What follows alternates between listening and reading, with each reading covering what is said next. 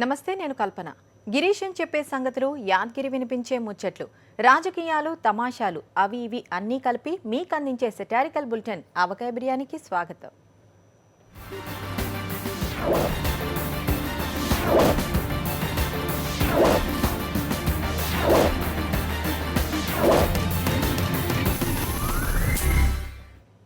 చంద్రబాబు నాయుడు ప్రజల కళ్లకు అద్దాలు తొడిగి 3D సినిమా చూపిస్తున్నాడని అంటున్నారు కాంగ్రెస్ నాయకుడు ఆనం వివేకానందరెడ్డి. తాను కంటున్న కలను ప్రజలు కూడా కానాలని చంద్రబాబు కోరుకుంటున్నారట. అదెలా వీలవుతుంది అని ప్రశ్నించారు ఆనం వారు. చంద్రబాబుకు వస్తున్న కలలు సేమ్ టు సేమ్ ప్రజలకు కూడా రావాలంటే వారందరినీ సింగపూర్, జపాన్ దేశాలకు తీసుకుపోవాలని ఆయన డిమాండ్ చేశారు. వారి గిరీశం పాపం చంద్రబాబు నాయుడు సార్కి ఎంత పెద్ద కష్టం వచ్చిందిరా బై. చంద్రబాబు నాయుడు గారికి ఏట్రా నిక్షేపంగా ఉన్నారు. రాజధాని ఎట్టా కట్టాలని ఆలోచనలో ఉన్నారు. అది కాదురా వారి, ఏపీకి ప్రత్యేక హోదా ముచ్చట బీజేపీ గవర్నమెంట్ పక్కకు పెట్టేసింది. సెంట్రల్ బడ్జెట్ లో కూడా ఏపీకి ఏం పైదా లేకుండా పోయింది. చంద్రబాబు సార్కు ఏం చేయాలనో సమజైతే లేదు. గట్టిగా అడుగుదామంటే మోడీకి ఏడకోపం వస్తుందోనని భయం, అడగకపోతే జనాలు ఏమనుకుంటారోనని భయం. అటు ఇటు కాకుండా ఇరికినిపో. పాపం ఆయన ఏం చేస్తాడరా, అనుకున్నది ఒక్కటి అయినది ఒక్కటి అని పాట పాడుకోవడం తప్ప అక్కడ చేయడానికి ఏముంది అసలు? ఆనాడు కాంగ్రెస్ పార్టీ రాష్ట్రాన్ని అడ్డగోలుగా విభజించకపోయి ఉంటే ఈ పరిస్థితి ఉండేది కాదు కదా అన్నారు. అందుకే కాంగ్రెస్ పార్టీ సిత్తుగా ఓడిపోయిందని చెప్పారు చంద్రబాబు గారు.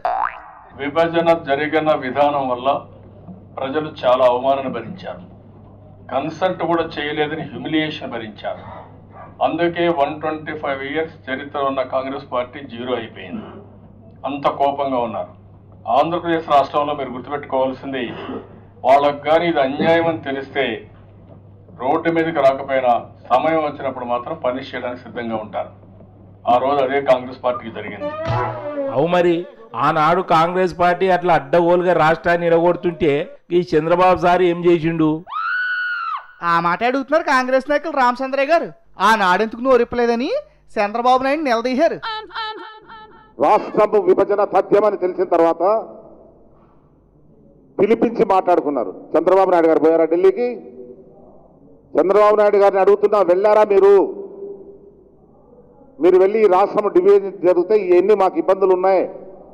మీరు 9వ సంవత్సరం ముఖ్యమంత్రి, 10 సంవత్సరాలు ప్రధాన ప్రతిపక్ష నాయకుడు, మీ అనుభవము ఎంత ఉపయోగపడిండేది రాష్ట్రానికి? ఈ దినం రాత్రి పగుళ్ళు గోడలెక్కి అడ్డగోలు అని ఒక అడ్డపదం పెట్టుకొని మాట్లాడతావా? ఏమైంది ఆ దినం? బాధ్యత లేదా మీకు? మంచిగానే ఉన్నది ముచ్చట. అయినా అయిపోయిన పెళ్లికి బాజాలేందుకు చెప్పో. రాష్ట్రం ఇడిపోయింది. చంద్రబాబు సార్ ఏపీకి ముఖ్యమంత్రి అయిండు. ఇడిపోయేటప్పుడు ఏపీకి ఇస్తామన్న ప్రత్యేక హోదా ఏమైంది? గా ముచ్చట చంద్రబాబు సార్ మోడీని ఎందుకు అడుగుతలేడు?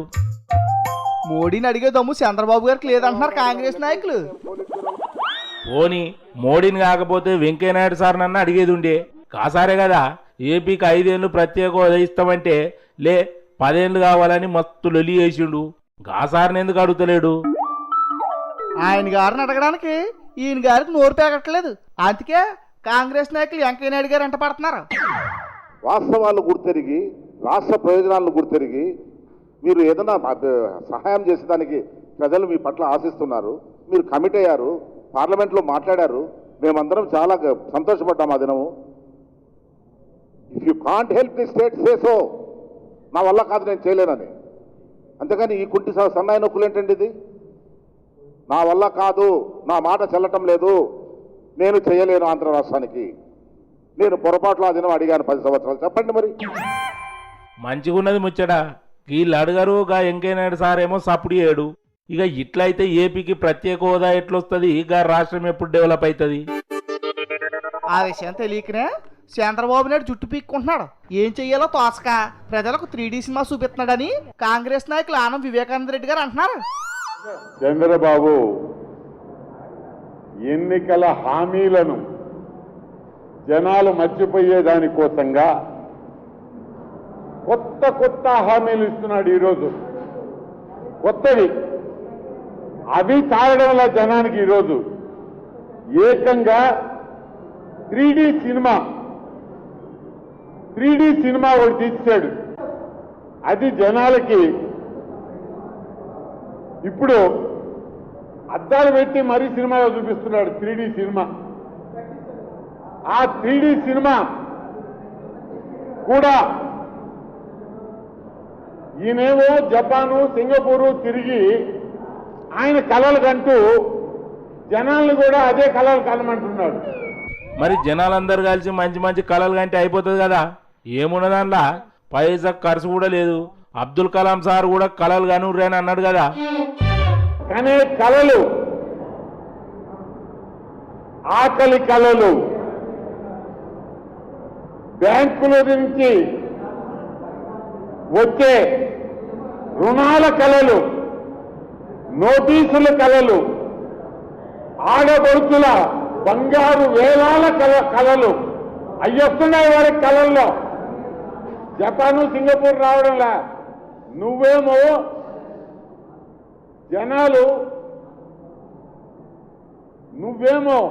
జపాను సింగపూర్ తిరుగుతీవి కలగంటుంటివి, జనాన్నేమో నీ కళల్ని కలమంటుంటివి. అది కుదరడంలా. అందుకని జనాన్ని కూడా సింగపూర్ జపాన్కి పంపించవా నువ్వు? విన్నావా? జనాలందరినీ జపాను సింగపూరు తీసుకెళ్లాలంట. అబ్బరా నాయన, ఆనం సారు ఇయ్యక మంచి ఐడియానే ఇచ్చిండు. జనాలందరినీ విమానాలు ఎక్కించి జపాన్ సింగపూర్కు తీసుకపోతే గాళ్ళకు కూడా చంద్రబాబు నాయుడు సార్కి వచ్చినట్టు మంచి మంచి కళలు వస్తాయటవా? ఉత్తుత్తి కలర్ కాదు, ఈస్ట్ మన్ కలర్లో ఉండాలి కళలు. మరి గట్లయితేనే ఏమన్నా ఫైదా ఉంటది. నువ్వు ఊరుకోరా యాదగిరి. చంద్రబాబు నాయుడు గారు విన్నారంటే నిజంగానే ఆ పని అమలు చేస్తారు. ఎందుకు వచ్చిన గొడవ చెప్పు.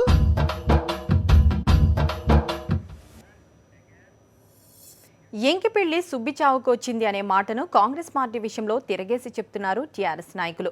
కాంగ్రెస్ పార్టీ యువరాజు రాహుల్ గాంధీకి పెళ్లి కావట్లేదని కొంతమంది కాంగ్రెస్ నాయకులు బెంగెట్టుకున్నారట.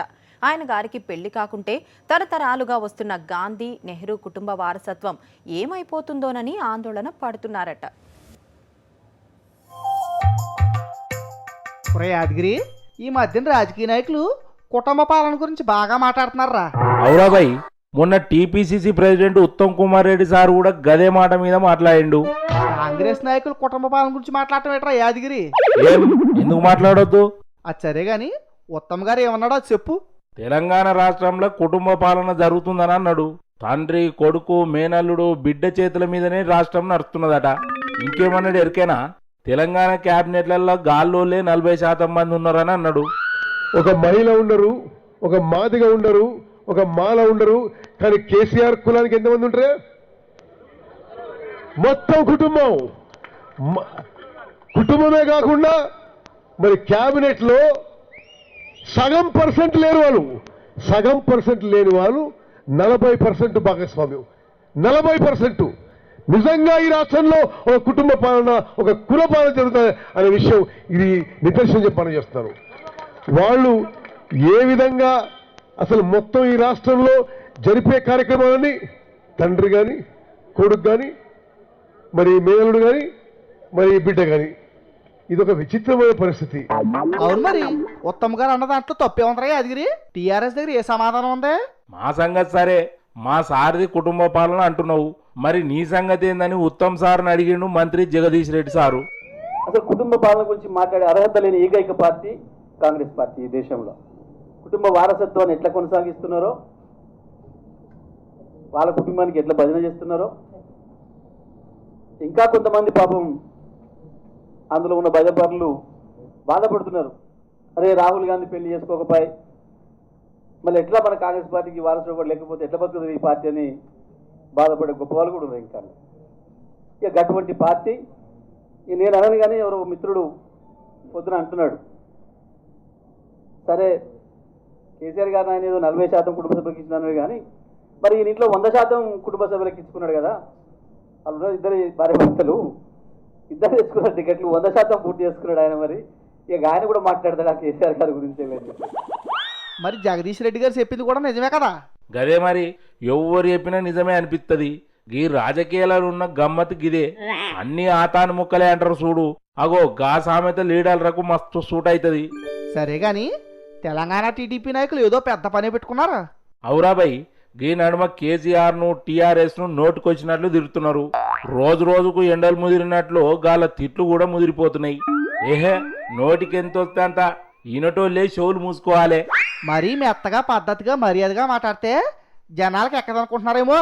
గీ నడుమ నాయకులందరూ గట్లనే మాట్లాడుతున్నారు. అది సరే గాని తెలుగుదేశం నాయకులు కేసీఆర్ను టీఆర్ఎస్ నాయకుల్ని ఏమన్నారా? నేను చెప్పుడేందుకు, నువ్వేను రేవంత్ రెడ్డి ఎరికే కదా, నోరిప్పితే అన్ని పంచ డైలాగులే. అటిను ఇక ఆయన సన్నాయి నొప్పులు నొక్కుతున్నాడు. తెలుగుదేశం పార్టీ వాళ్ళంట కళ్ళు తాగిన కోతులాక చేస్తున్నారట. ఎందుకంటే ఆయన బండారం బయట పెట్టిండు నరసింహులన్న అని ఇక ఆయనకి ఎక్కడ అర్థమే అయితలేదు. కాబట్టి ఇవాళ మమ్మల్ని కళ్ళు తాగిన కోతులు అంటున్నాడు. ఎవడైనా టీఆర్ఎస్ వాడు ఊర్లలోకి వస్తే పట్టుకొని వేప చెట్టు కట్టేసి తొండలు పట్టుకొచ్చి లాగులు ఇరువడి వాళ్ళ తోలంచుకొని చెప్పులు కుట్టించుకోండి అని చెప్పి మా దళిత సోదరులకు నేను ఈ సందర్భంగా విజ్ఞప్తి చేస్తున్నా. రామ అయ్యే మాట్లాడరా యాదగిరి, మరి అంత ఘాటుగా మాట్లాడుతున్నాడేట్రా రేవంత్ రెడ్డి గారు? మర్యాద మొచ్చుకైనా లేదు, అలా మాట్లాడితే ఎలారా? ఇంకేమన్నాడు ఎరికేనా? రాష్ట్ర కేబినెట్ లో ఒక్క మహిళా మంత్రి లేదు, గిదేమన్యాయమని అన్నాడు. పోనీ ఈ మాటలైనా మర్యాదగా చెప్పాడా, లేకపోతే ఇందాకట్లాగా మాట్లాడా? మళ్ళా మధ్యలో నేను చెప్పుడేందుకు, నువ్వేను. నర్సిరెడ్డి చెప్పిండు మొన్న మంత్రివర్గ సమావేశం మంత్రివర్గ కూర్పు ఏర్పాటు చేసేటప్పుడు కవితమ్మ ఢిల్లీలో పార్లమెంట్ లో ఉన్నది. ఆమె వాపసు వచ్చినాక వాళ్ళ నాయన దగ్గరికి పోయిందంట. నాయన మంత్రివర్గంలో ఒక్క మా ఆడపడుచు కూడా లేదు, ఒక్క మహిళ కూడా లేదు. టీవీల కాడిపోతే టీవీలో అడుగుతుర్రు, నన్నేం చెప్పమంటూ మరి మహిళకి ఇస్తే బాగుండని. బిడ్డ అని తల నిమిరి పిచ్చిరానా, ఉన్నోళ్ళు అందరు వాళ్ళే కదా, మళ్ళీ కొత్త వాళ్ళని తీసుకునేది. అందుకే ఇట్లాంటి వాళ్ళు అందరినీ ఆ మంత్రివర్గంలో చేర్చుకున్నా. కావాలంటే కడెన్స్ గారి ముఖం చూడు ఎట్లున్నారో ఒక్కసారి నీకు అర్థమవుతుందని చెప్పిండట. వినవా, రేవంత్ రెడ్డి సార్ నోరిప్పితే గట్లనే ఉంటది. వామ్మో అయ్యే మాట్లాడరా యాదగిరి, మాటలతో చంపేసేలాగా ఉన్నాడు. అందుకే రాజకీయ నాయకుల మాటలు వినేటప్పుడు కొంచెం జాగ్రత్తగా ఉండు, సమజైందా?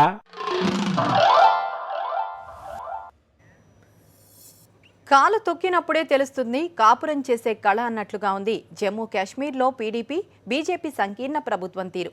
అధికారంలోకి వచ్చి నెల కూడా కాలేదు, అప్పుడే లుకలుకలు మొదలయ్యాయి. ఆ రాష్ట్ర ముఖ్యమంత్రి పరిస్థితి కోతికి కొబ్బరికాయ దొరికినట్లుగా ఉంది. తన తిక్క చేష్టలతో బీజేపీని మహా ఇరకాటంలోకి నెట్టేశాడు.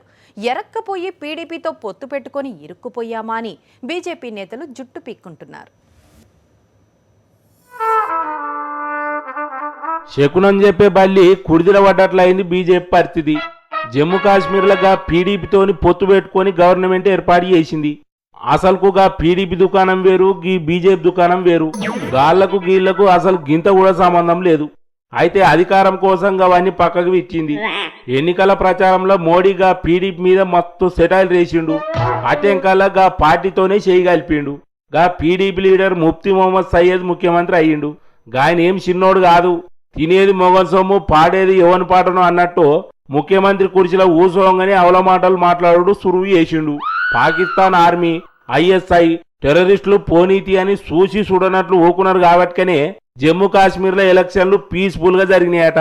లేకుంటే అసలు ఎలక్షన్లే జరిగాయి కావట. సీఎం కుర్చీలో కూర్చోగానే ఆయనకు కోతి కొబ్బరి చిప్ప దొరికినట్టే అయింది. ఇక చూసుకో, ఏందేందో మాట్లాడుతున్నాడు, ఏమేమో ఎత్తున్నాడు. అంతా నా ఇష్టం, అంతా నా ఇష్టం. పెడ పెడ ఏమి చేసినా అడిగేదెవడ్రా నా ఇష్టం. చడమడ చెలరేగిన చెప్పేదెవడ్రా నా ఇష్టం. పెద్ద మంచి గట్ల నోటికొచ్చినట్లు మాట్లాడుతుంటే బీజేపీకి తేళ్లు జరువులు వాగినట్లు అవుతుంది. కానీ ఏమనేటట్లు లేదు. మా నాయన మాట్లాడిన మాటలలో తప్పేమున్నదని ఆయన బిడ్డ కూడా సన్నాయి నొక్కులు నొక్కింది. ఇక అయింది కదా. అటెంకల ఏం చేసిండో ఎరికేనా? జైల్లో ఉన్న ముసరత్ అలం అనే ఓ ఏర్పాటువాదిని ఇడిచిపెట్టమని ఆర్డర్ ఇచ్చిండు.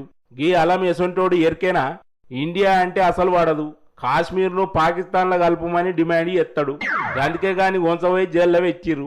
ఇప్పుడు గీ పైల్వాన్ వచ్చి గాడేదో స్వాతంత్ర సమరయోధం తీరుగా ఇడిచిపెట్టిర్రు. అరే ఇదేంద్రబాయ్, గాని ఎందుకు ఇడిచిపెట్టినావని బీజేపీ లీడర్లు అడిగితే వేర్పాటువాదులతోని చర్చలు జరుపుతందుకు మంచి వాతావరణం ఉండాలని గాని ఇడిచిపెట్టినామని చెప్తున్నాడు. గాముచ్చడం మాకు ముందుగాల ఎందుకు చెప్పలే అని బీజేపీ లీడర్లు క్వశ్చన్ చేస్తున్నారు. ఏహే ఏం చేసుకుంటారో చేసుకోపోరు అన్నట్లు ఉన్నది గా పీడీపీ గవర్నమెంట్ వ్యవహారం.